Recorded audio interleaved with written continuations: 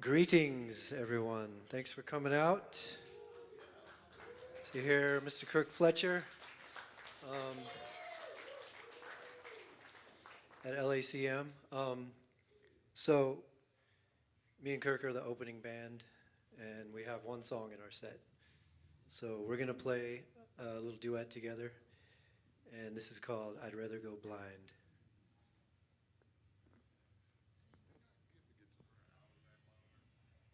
Take it out for now or just forever? Okay, yeah. Also, we have a quick sound request. We want the Kirk's guitar not in this monitor now, so take it out. Changing my mind all the time, Doesn't know what he wants.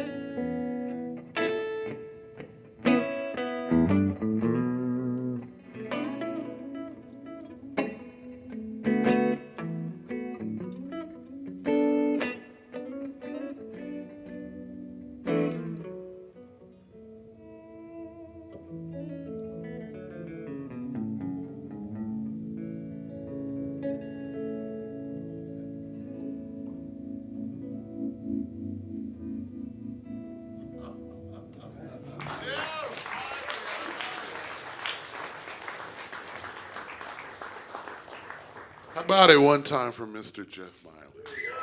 Wow, amazing. Finally, we get to play a little music together. I know, right? Isn't she wonderful? Wasn't she wonderful? Man, you know, I have to do the instrumental version because who's going to sing that? Beyonce, we need to get Beyonce to sing it. Oh man, what a great song. How's everybody doing? Everybody doing all right? It's good to see some familiar faces out there in the audience, and we're going to play a few tunes and open up the discussion to try and ask your good friend here, your local blues band, Kirk Fletcher, some questions.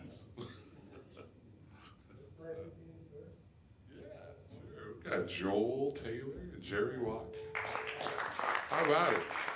Beautiful faculty here. Gotta love it. Man. Stellar musicians. This first song I guess we're gonna play is called Gotta Write. This is one of the first songs I ever wrote. You could probably tell because, you know, it's only 2 verses to it. And a lot of guitar solos. So I guess as I progressed as a songwriter, I tried to write more verses. Maybe. It's in the key of G. Right? Sure. 1, 2, 3.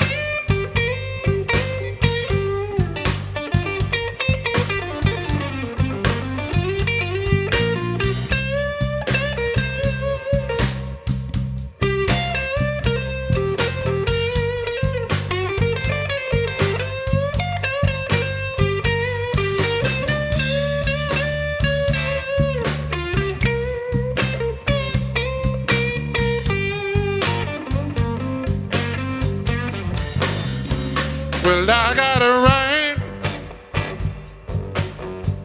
I got a right to sing the blues. Well,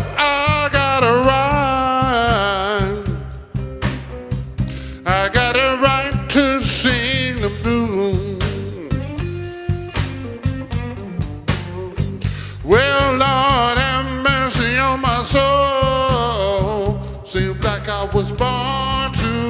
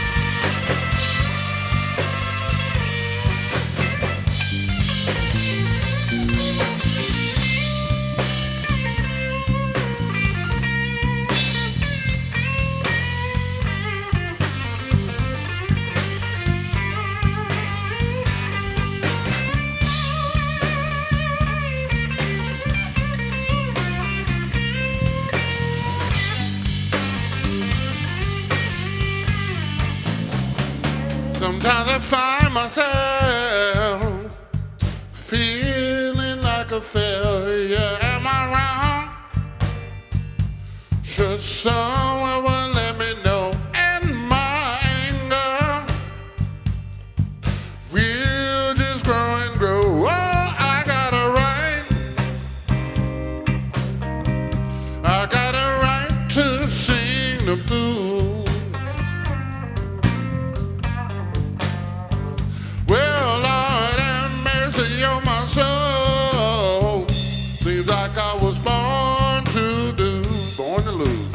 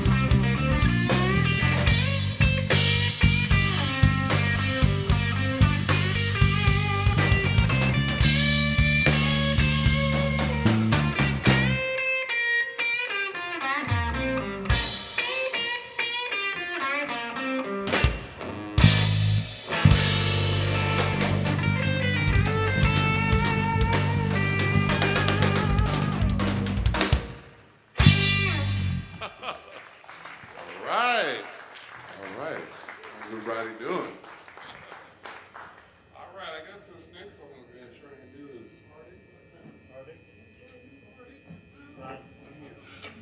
not that I'm a sad person or anything. It's a celebration of troubles, celebrating it, making it better, heartaches by the pound, but we're celebrating.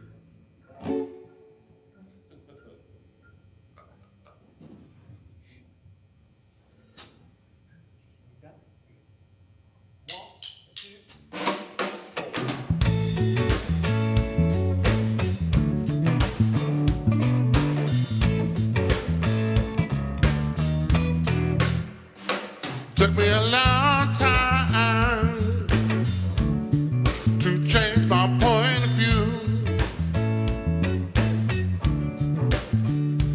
I was so lost, nowhere to turn to. Heartaches by the pound, so hard to keep both feet on the ground. Heartaches by the pound, so easy to be lost, so hard to be found.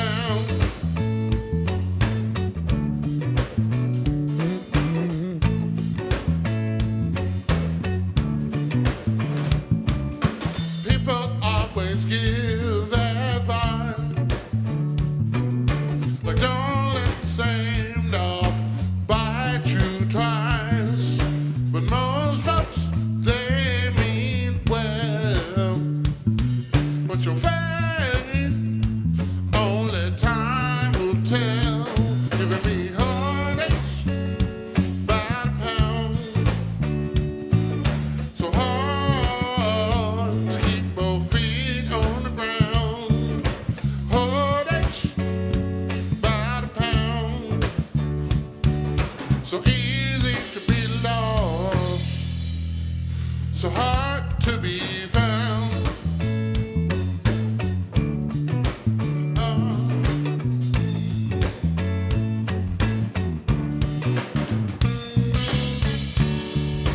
I always hesitate.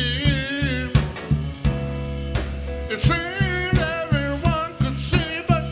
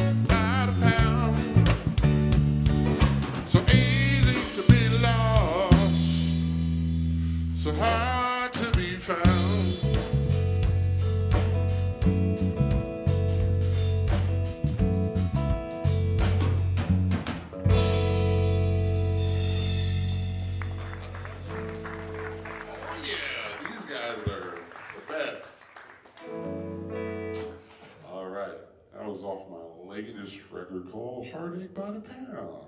Yeah. You know, let's see. It's all loose. And then switch to no place to go, 2 steps forward. No place to go. Huh. This next song is called No Place to Go. Try and do it. It's kind of foreign for me to play and sing at the same time. Usually I have a keyboardist.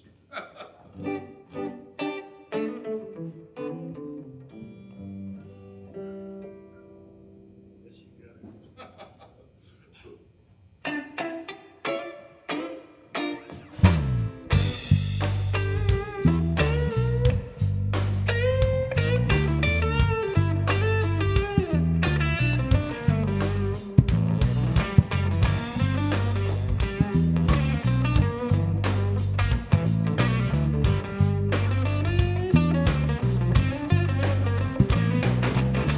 One man's loss is another man's gain. You get it all, just don't feel the same. One man's pride is another man's shame. You're happy today, tomorrow your good time's gone away. Turn your back on who brought you here. Turn around and look and you know well, I got something that I need you to know. 'Cause you got a lot, don't mean you can't grow. No one wants to be alone. You build a house but not a home. And you got no place to go.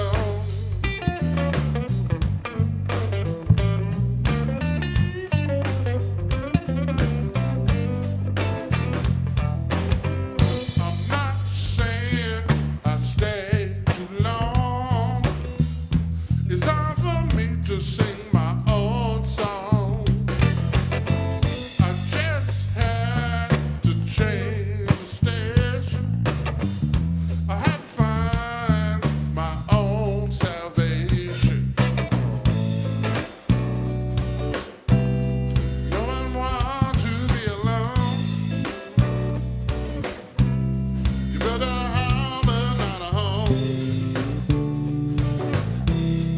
And you got no place to go.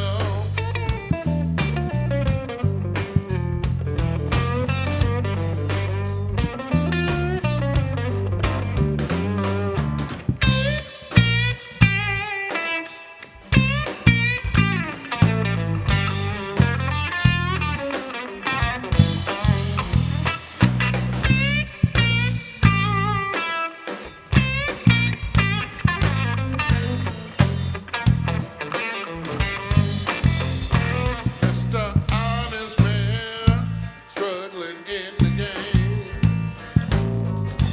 not looking for fortune and fame. Just a little love to come my way. I'm just looking for a brighter day. One man's loss is another man's gain. You get it all, just don't feel the same. One man's pride is another man's shame. You're happy today, tomorrow your good time's gone away. No one wants to be alone. You build a home but not a home. And you got no place to go.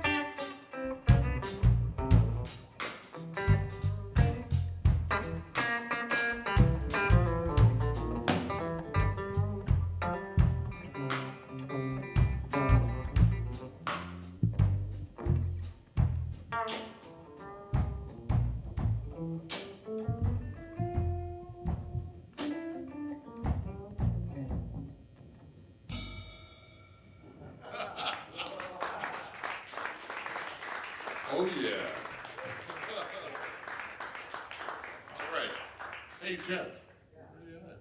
I think we should maybe save the other ones for after the question. Is that cool? All right, my friend. All right. I'm ready to ask people to ask me questions because I got a big mouth. I like to talk. Fire away. We got some of my friends out here too. Maybe they need to get the party started. Oh, sir. Are you going straight into the amp? Yeah, I'm going straight into the amp and then into a volume pedal. Yeah, well, I guess technically I'm not going straight into the amp. I'm going into a volume pedal. But yeah, pretty much no pedals. I did have a pedal, but it sounded, when I played through the pedal, it kind of sounded a little ratty. Kind of ratty, you know? So I probably should play a slightly bigger amp here for cleaner headroom, but you know, being a lazy guy, you know, playing a copy of a Princeton Reverb because I'm a Larry Carlton fanatic, you know. Too lazy to learn the harmonic sophistication of Mr. Larry Carlton, but just lazy enough to try and cop some of his other bluesy phrasings. You know, yeah. Kirk, what gauge strings are you We're using 10s on this. On these kind of 335s, you know, like the late 60s. I've had a number of these guitars over the years, and they always seem to just sound and feel better with 10s. 10 through 46 on their Ernie Ball. Yeah. Because I read an old Guitar Player magazine article, and Larry Carlton was playing Ernie Ball 10s. And the Ernie Ball string company has been very nice. You know, I was associated with Joe Bonamassa, and he helped me kind of talk to those people, and they've been really kind, you know. And hey, there you go. And I used to go to the local pawn shop when I was a kid and, you know, buy Ernie Ball strings, you know, so it's kind of like, you know, full circle, you know, playing Ernie Ball strings. It's a green, yellow pack. Or the power slinky for some guitars. Les Pauls. Yeah. What do you put on your 335? I always play 10s on everything. There you go. Yeah. It's fantastic. Strats, Tellys, 335s, I 10s. think Clapton also used Ernie Balls. I think so. I think he's a big, a big Ernie Ball dude with little frets too on the Stratocaster. Jeez, how does he do it, Jeff? Totally. Any more questions, my dear students? Can you talk about how old you were when you started and why did you start playing? Absolutely. What did you hear that made you want to play? Well, I heard my older brother, who was born in 1958, God rest his soul, Walter Fletcher. I heard him in my father's church play guitar and sound magnificent with those big church guitar chords. Just play, you know, I just wanted to, you know, try and figure it out. He'd play stuff like,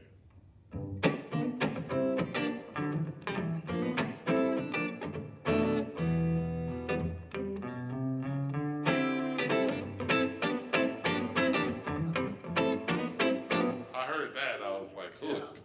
You know, just a happy that, you know, and I grew up playing in this church. I was probably in my father's church when I was probably about 8 years old. And for some reason, the blues and that old-timey Southern gospel kind of, it's like sort of like the same thing. It's sort of like, you know, like, it's sort of like the same thing. I don't know. Very close. Sister and brother. You're talking about one thing, you know, good and how the Lord saved you and deliverance and all these beautiful things on how you're a new person now. And the other one is kind of talking about life stories about, you know, being in weird relationships or putting a woman or a man on a pedestal and love and romance and drinking too much and all that kind of stuff, you know. So it's sort of like life stories. I mean, blues is sort of like life stories. I mean, for me, it's sort of a cultural kind of thing because my parents are from Pine Bluff, Arkansas. And during that time, you know, like the 50s and the 60s, that was the music that was on the radio.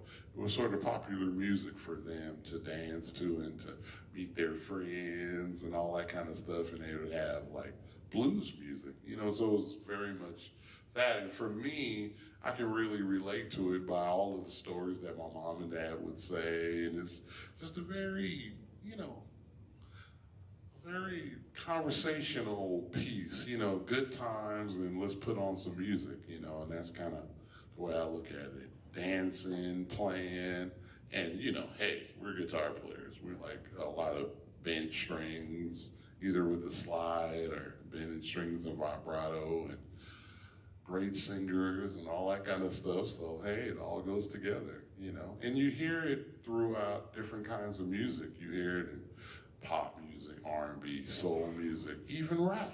You hear that blues, that soulful, bent pentatonic type sound, you know?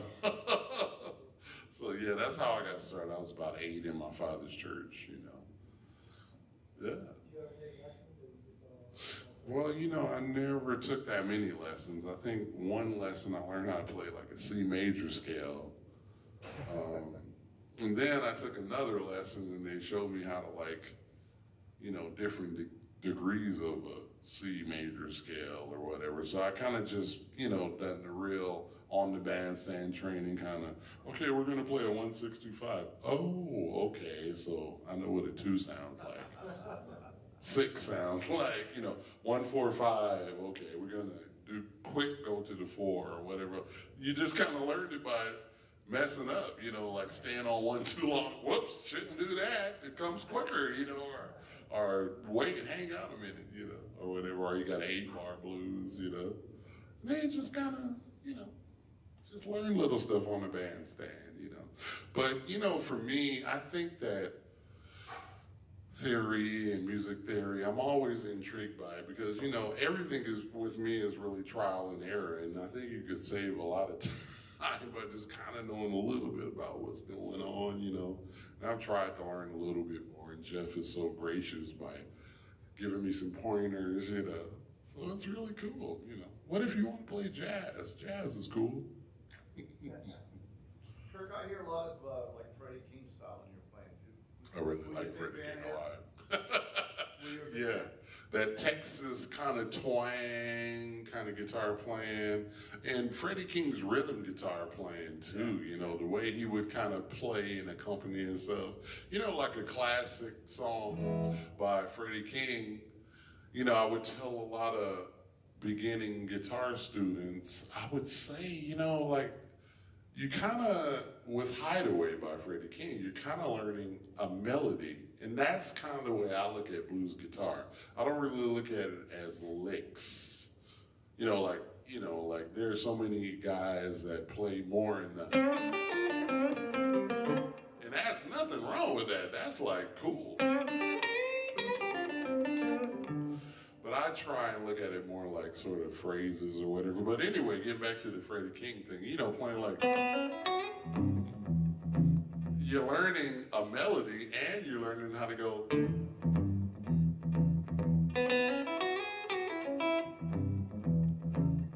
And it's so basic and kind of simple. Your ear you kind of hear that. It's almost like a nursery rhyme when you really think about it.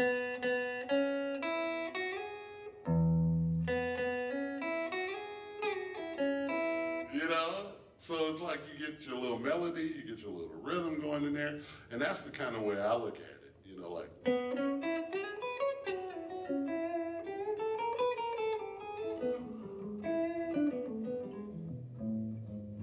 It's almost like kind of the way maybe a bluesy, jazzy saxophone player would, you know, or like some cool organ player or something, kind of laying it out.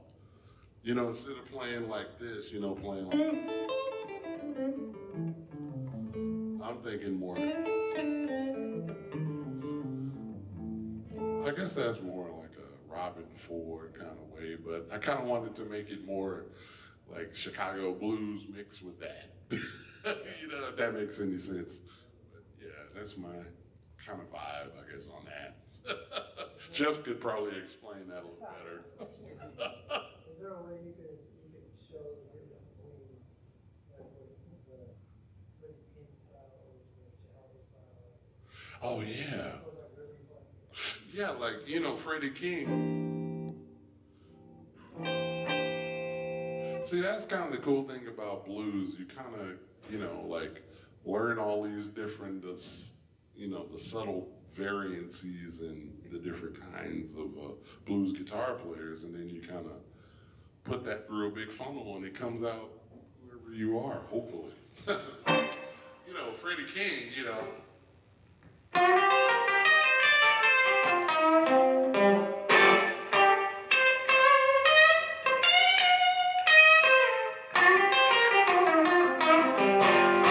You know, that kind of real stinging Texas kind of, a lot of attitude.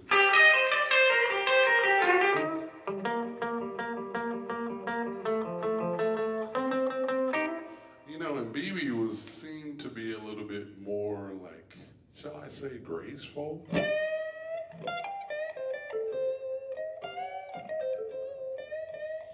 You know, sort of like, I don't know, it seemed like that BB style kind of worked in a lot of different settings too.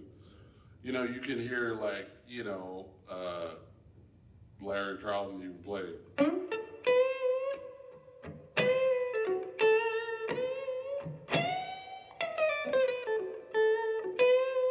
Still like the kind of BB King kind of thing, and that's probably where he got it from if you asked him, you know. And then you got Albert King, you know, kind of a little bit more of his vibe would be more like.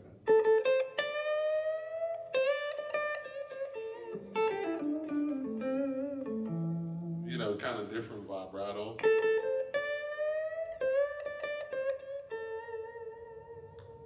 You know.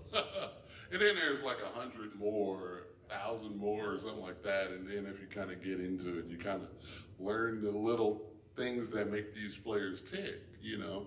And that's really cool for when you're trying to kind of get your thing together, you know, just having these little subtle things. That's kind of like the blues. It's kind of hard when you're trying to give a blues guitar lesson. It's like, man, I want to give you like 25 records and just like go crazy, you know. I remember when I was a kid, like, you know, it was during the time when Stevie Ray Vaughan was very popular, you know. Kind of like with Stevie Ray Vaughan, I would come home from like junior high or elementary school and I would just put on Texas Flood and learn every song, you know. I don't really play like Stevie Ray Vaughan now, but just having that execution, that kind of technique to be able to play his songs, which he had great technique. I mean, it was it was pretty, you know, he'd be playing like Scuttlebutt, and that stomps a lot of guitar players, myself included. But, you know, just having that at your disposal, being able to do that and then go back and listen to T-Bone Walker or B.B. King or these different players, you just start to kind of, you know, collect a lot of different ways to do it, you know? It's like listening. And then it's developing your ears, and then maybe you want to go to school, or maybe you want to study jazz, you know? You never know. It's the gateway. I think blues is the gateway into whatever you want to do. I just want to play blues. Or soul music or something. Yeah. Any other questions from you lovely people? Hey, what's happening? So you kind of mentioned like learning songs, Yeah. from certain albums. Yeah. Would you typically like learn songs like by ear, or what would be kind of your methods to kind of learn certain things? It's very interesting. You know, I was sort of that era before Tab. Well, Tab was kind of popular. A lot of my friends, like a lot of my metal friends and stuff that I went to school with and hung out at the music store, they were doing a lot of Tab because, you know, like learning Metallica solos and stuff like that. It seems like Tab kind of maybe more lend itself to that. But me, I really learned by ear just because I kind of grew up, you know, playing with my brother and playing in church. I kind of learned the stuff by ear. And, you know, I think that both are very, very important. I think it's important to kind of develop your ear, you know, just kind of, you know, like it's funny because, you know, like to know, like if I hear something, I can tell if it's major or minor. major 7, you know, minor 7, or these things, you know, a third, a major third, or a flat third, you know, just little simple little things. And I think that's kind of important to develop your ear. And if you kind of learn enough music and learn enough songs and stuff, you kind of start to hear it, right? You know? And I think it's been really good for me. And I will, though, like, I will write a little cheat sheet, you know, in my own way. So I do kind of know some of the names of the chords, and hopefully I'll know more. But, you know, I think it's important to know the language too, because it's nice to be able to write it down, write a chart, and be able to know. Because I know even for me, like people say, you know, hey, that's a major 7 chord, that's a minor 7. So it is good to kind of know a little. Well, for me, it's good that I kind of know a little. I think you should know a lot, but I think it's good for me to kind of know the names of things too, you know. Because people will just call out chords or whatever, and it's good to know, you know. But I definitely think it's good to know your ear too, know a little bit about, you know, things by the way they sound.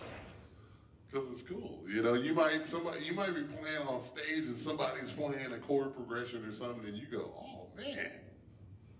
You know, I'm gonna just freestyle, you know, just play something melodic, you know, melodies. You know? I think Jaco Pastorius talked about that. You should learn the melodies to a lot of tunes, you know. Yeah, anytime. You can tell I like to yak. Anyone else have any questions for? Hey, what's happening? Any other albums that you just couldn't put down as a kid? Ooh, that I couldn't put down when I was a kid, albums. You know, that was funny because there was a lot of like Hendrix best of, and you remember like my era would have been like the 90s. That was like when I was in high school, and like there was Jimi Hendrix Voodoo Soup and like blues, remember that? And like all of those kind of things like that. So I listened to a lot of that kind of stuff, and I also listened to like smash hits. And I also listened to like Alan Holdsworth. I didn't learn anything, but I listened to it because it was guitar and it was somebody playing on a high level. So I didn't really have a filter on what I listened to. I just wanted to hear stuff with guitar in it. So I would listen to that like Wes Montgomery, Day in the Life, you know, and like his Riverside recordings, Jimmy Smith with Kenny Burrell, and then I would listen to, like all kinds of stuff. It was crazy. I would listen to everything. Smooth jazz, I would listen to Kenny G, and I was like, woo, that's amazing. G-Force, you know. Jeff Beck, Wired, I'm like, oh my God, that's amazing, you know.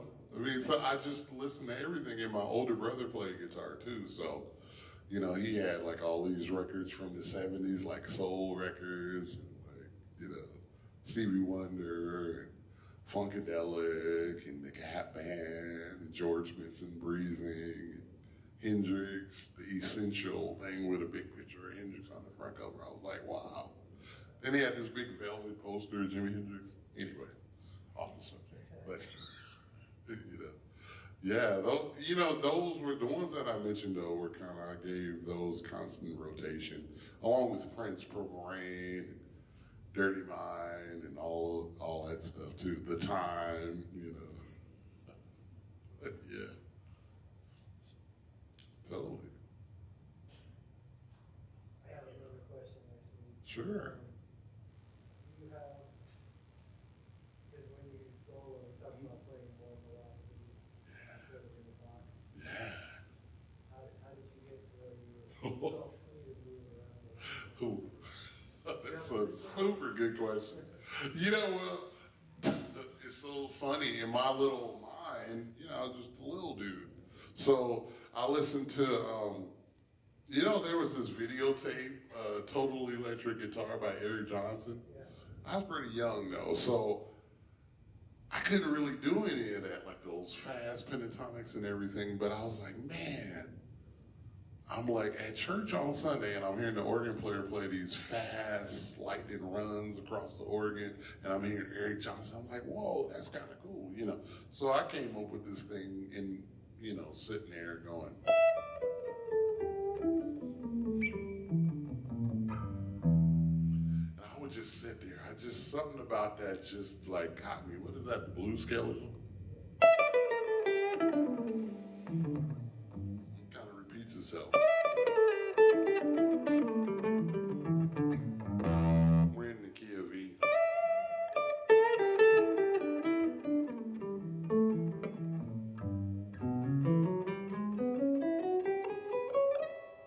You know, and I kind of started to just kind of connect all those together. And then I noticed that I tried to play every lick kind of in different places, you know, trying to play the same, say if we're in G, tried to play. You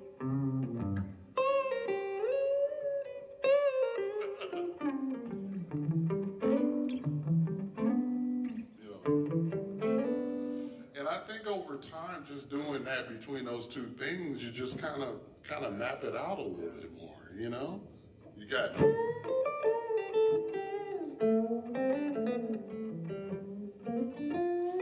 know, and it just, to me, I don't know, it just kind of gave me more places to go, sort of.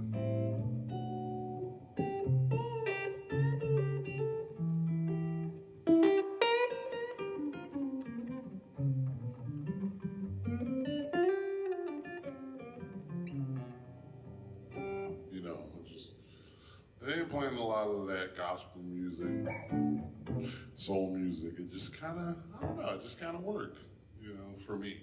You know, just playing all over the neck. Like the way it sounds. Like if you play something, you know, it might sound too shrill or something if you play it like right here. You know, you might want to play just because it's a little fatter up there, you know? Yeah. So, I don't know if it's right, but that's what I like to do. I've noticed that a lot more people nowadays kind of do the whole hybrid picking hand thing and plucking, and you know, instead of just, everybody used to just be such a straight pick person. And you know, now, you know, people are pinching and Yeah. things. It's a hybrid. You hide in the pick, Yeah. fingers. Yeah. It's much more, you know, I like it a lot. I like hiding the pick. I'm not so much of, I'll leave that to my buddy Josh Smith, you know. I kind of just like to make the pick sound like fingers just by playing softer and using the rounded end of it and just kind of sound.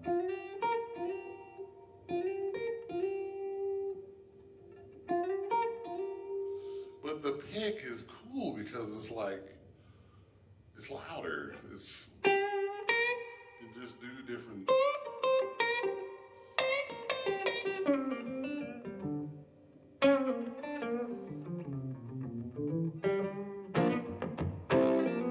You know, I don't know.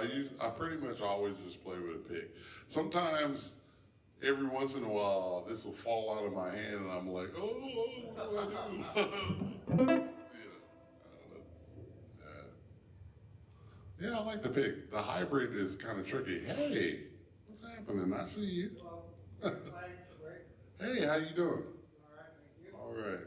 So, I'm a guitar player myself, Yes. and I think it's safe to say that a lot of guitar players have a problem with not stopping. Yeah, you think? As you see the- I think so.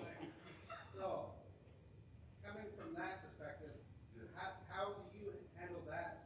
You're playing, if it does come up sometimes, and what do you kind of think to yourself philosophically to get through that? Man, you know, that's a really great question.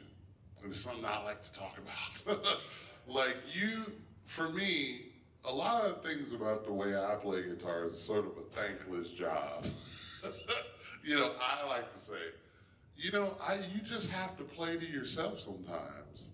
You know, and you just know that you should stop sometime in some kind of music or some types of solos or a ballad or a slow blues or whatever. You should just cut that phrase off and listen to more saxophone players. Saxophone players or vocalists have to take a breath. They can't just like go, you know? So it's really cool to like play a little and stop play a little and stop. And the thankless job comes in when, you know, it's sometimes you might not get applause or you might, you know, be like, oh, okay, but it's still cool. It's hip to not play all the time sometimes in certain styles. Like if you're playing a certain type of music where you gotta play a lot, then that's cool. That's amazing. And I have records where people play like that.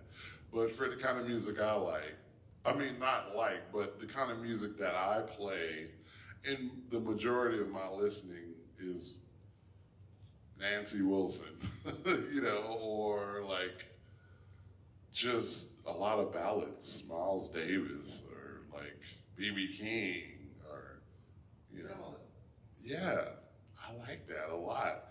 And I especially like, my mom always taught me, like, you know, if everybody's going that way, you go that way, you know, and just have your own unique spin on it. And to me, the modern kind of thing for guitar playing is playing a lot. And a lot of times I look at it like, okay, well, that's a great Instagram second thing or whatever like that. But use that, what you're doing, in a sentence. You know, like, what are you going to make music with? That's not going to make everybody feel good. What's going to make people feel good is having a nice, relaxed time, playing a part and locking it in and sticking to it, and just not thinking about trying to impress people with all of your, you know, your crazy, you know, thing, you know, just kind of like grooving, you know. And I mean, there is groove in so many genres, not just blues or funk, you know. I mean, I think AC/DC grooved pretty hard, you know. I mean, so, you know, and I think he used restraint too, and good pocket, and that music rules. But yeah, it's a thankless job, but somebody's got to do it, right? I have a second question. Sorry. Sure. Do you think that when you're playing, you are playing with your hearing, or you're playing like muscle memory of things you've incorporated through your lifetime, or a combination of both? Combination of both. Yeah, it's definitely though playing through the things that through my lifetime and where I'm at now. Cause I even hear myself 10, 15 years ago, and I'm like, man, why did I play that? I could have played anything but that, you know? And I can tell that I'm not connecting and just being cool and everything, and I'm just, my mind, maybe I was depressed, or maybe I was just trying to leave it on the stage and it just happened to be a lot of stuff or whatever like that, you know? But now I just try and play like an old dude, you know? But yeah, I think it's a combination of what I've kind of played all my life, and most of the time it's taking a bunch of stuff out, you know, stuff that I don't need, you know, just try and play, you know, from my heart. I know it's super cliche. Yeah. It's real, it's real. Yeah, I'm trying to be real. You know, that's the least thing I can do is try and be honest, you know. I mean, it really was, it helped me out too to really go, hey, this is what I do. You know, I'm not going to try and do this, or I'm not going to try and do that.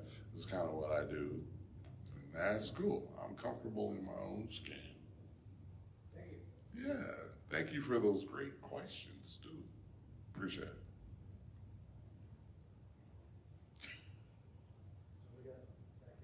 Hey. I guess in like a similar vein to that, like you were saying that you play with a keyboard player a lot, or you know, Yeah. maybe like a second guitar player. Absolutely. A lot of keyboard. Coming from that and coming to like a trio setting, how do you feel like your approach kind of changes to supporting yourself as a vocalist? Well, I can't really support myself. Because I don't know how to play and sing at the same time too well. I need to do it more and practice that. Sort of like B.B. King, that's what I try and kid myself and tell me, no, I'm doing more like B.B. and I don't really play and sing. But really, I need to just shed on that and not hire a keyboard player, but just do trio and be all like, right? But I just don't like the way guitar trio sounds for me. You know, I love to go see incredible, obviously, great guitar trios. I mean, it's phenomenal. It's incredible, you know. But for me, I just kind of like to hear a little keyboard, you know, and play off of it, kind of get a groove going with the keyboard, you know. But I think it's actually kind of cool to play trio though. Kind of forces me to more space, you know. And Sun Ra always said space is the place. But yeah, I would say, yeah, I am conscious more though when I'm trio. I'm scared and nervous. If that answers any bit of your question, sorry. Thank you. You're welcome. I feel like I failed you. Yeah. Sorry, I can't see.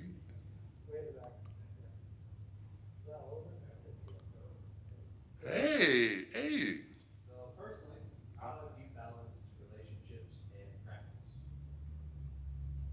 Whoa, we're going there, huh? Wow. Relations in practice. Well, the thing that you do is you just practice all day whenever you can. Just ignore everybody. No. No, like if, you know, I wouldn't practice, I wouldn't have like a regimented practice with my kind of thing. I would kind of just like either like play off and on all day or for a purpose of writing a song or something like that.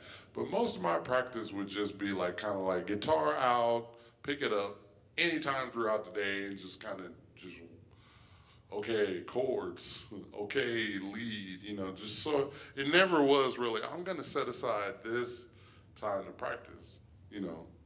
It just, and because relations, it depends on what kind of relationship. You know, you could be in a relationship where he or she is like more demanding of your time, you know, for whatever reason, or you might have a family. It's just more demanding of your time, and you might have to set aside a certain time to practice. But it's really cool if you can just sort of come home or whatever, grab a guitar, watch TV, and kind of play all the time. That's the way I've really done it. But, you know, I don't know. See, I've never had to, like, practice for an hour on my sight reading. I've never had to practice, you know, like my, you know, chord inversions. I never had to like do that. So see, I don't know. I think you would have to maybe dedicate more time. Jeff could probably answer this question better. You know, like setting aside a specific time to practice. You know, like if you're practicing for a specific thing. What do you think? But I think you can break it up how you want. Yeah. Figure out how many hours you want. Yeah. Some people want to do 30 minutes in the morning. Yeah. 30 minutes after dinner. Uh-huh. 30 minutes before dinner. Yeah. An hour, whatever. Some people, I personally do it all at once. Yeah. That's my personality. As long as it happens that day somehow. Yeah. It builds up.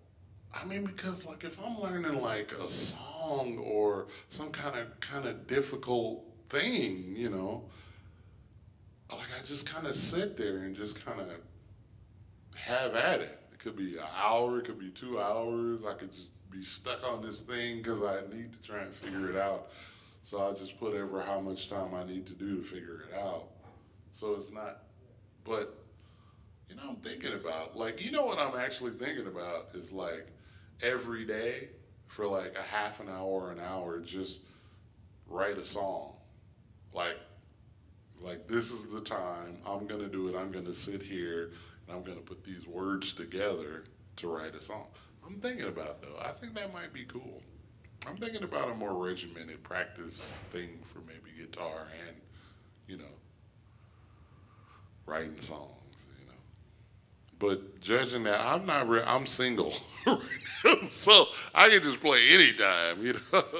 Like, as long as my daughter is cool, you know, I can just play, you know, strong chords.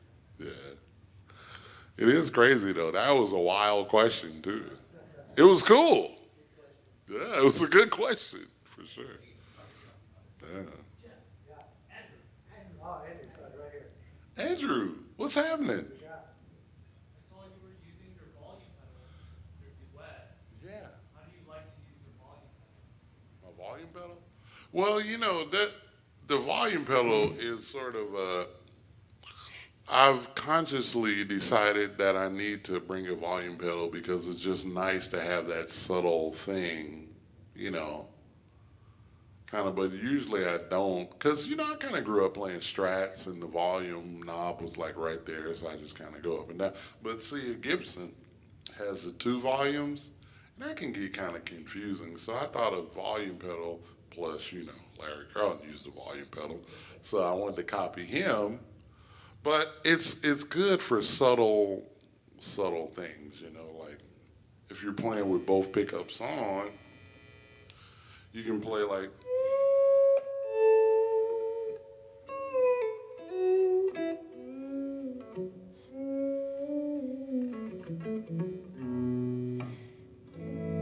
You know, you can play more subtle with it. You know, and that's kind of what I do.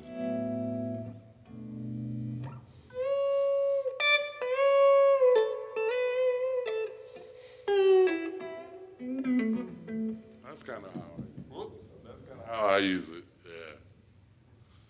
Yeah, I like it. And it's one of those exotic volume pedals. Because Travis Carlton says this is the best one. So, so I'm trying it out. Yeah. All right, Shank, you got a question here? Sure. Hi. Hey, I really love your playing. thank you so much. I appreciate it. It's very melodic, beautiful. Thank you. And the way you're bending, like sometimes you're doing a slow bend and putting back brothers that are fast Yeah. bend and doing Yeah. after a moment. Very tasteful and it's not like, and you here you mentioned that you're following beats. So like do you have any advice on how to develop like this approach? I have advice, but maybe it's not the best advice. Well, I would say listen at Joni Mitchell in the 70s, in the mid 70s, maybe like Joni Mitchell, Chord and Spark, and then Hijera. You know, that's tons of bending and vibrato with the little compression on there. Larry Carlton, you know, Hissing of the Summer Lawns. That's a lot of that kind of bending like that. And also the Crusaders, those Southern Nights, I would say, like, and then there was the blues is on that record, those Southern Nights. It has got a ton of bending and volume pedal kind of stuff, and he's, you know, milking it for all it's worth. And then, yeah, and then BB for maybe not the volume pedal thing, but just milking it for all it's worth. I definitely listen to BB. You know, and I think BB kind of like, I would definitely go more for like the early, late 70s into the 80s, more for that kind of BB thing, you know.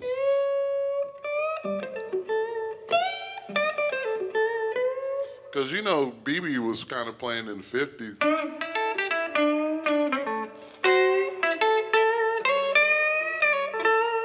Slightly different, you know, slightly different than, you know, he kind of seems like another guy that kind of stopped doing certain stuff, you know, kind of weeded out things and streamlined it to, because he knew that worked.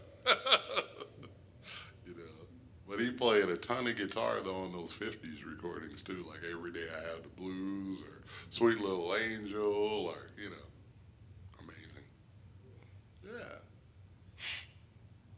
Would you guys play some more music? Sure. Yeah, let's do that. Absolutely. We're around. They leave. Yeah.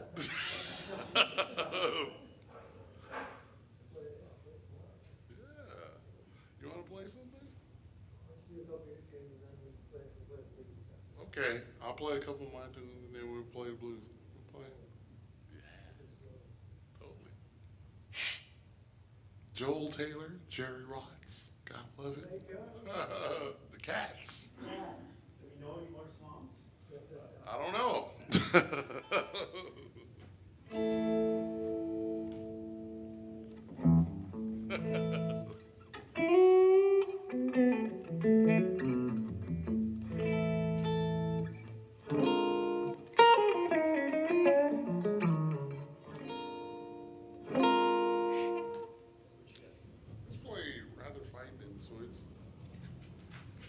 You said my tunes, but what other tunes do we have?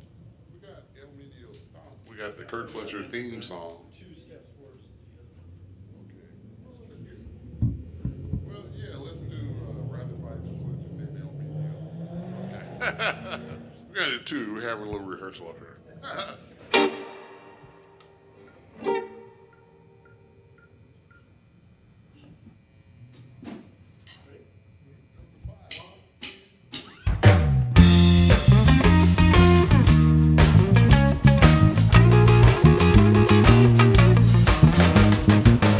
A lot of talk is about to get into my house that everybody playing blues is square. But I don't care, blues has got me hit. And believe me, buddy, I'd rather fight than sweat. I got so much soul. I got soul, I got a beat. I got soul from my head to my feet. I play my blues each and every day. That kind of music is all that I crave. And nothing can change me, a devil or a witch. And I'll keep on saying, I'd rather fight than switch. I got so much soul. I got soul, I got a beat. I got soul from my head to my feet.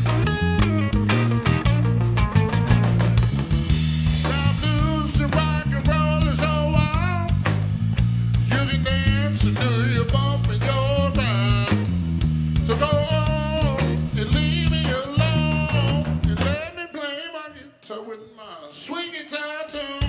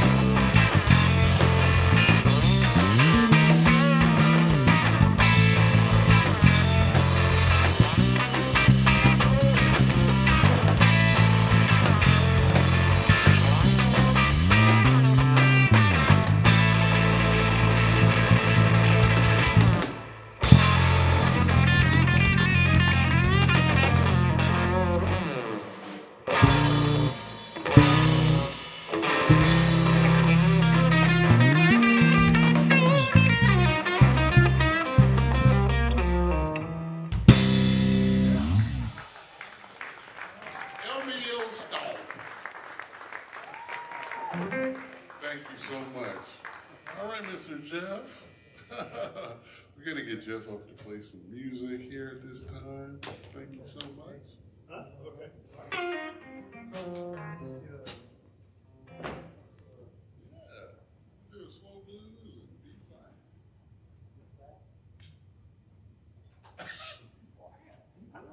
That's B flat, Joel. Yeah, I love B flat. It's so fun.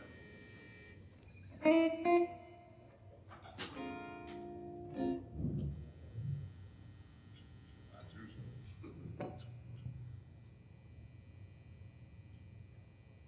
One, two, three.